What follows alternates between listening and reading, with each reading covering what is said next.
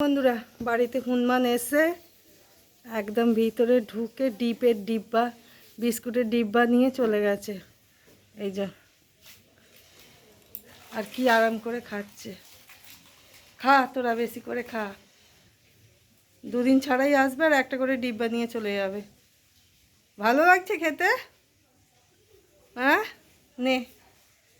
কি আকাশ, দেখে যা কেমন বিস্কুটের ডিব্বা নিয়ে এসে খাচ্ছে।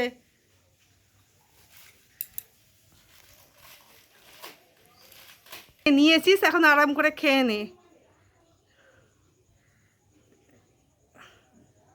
কি সুন্দর করে খাচ্ছে বিস্কুটগুলো।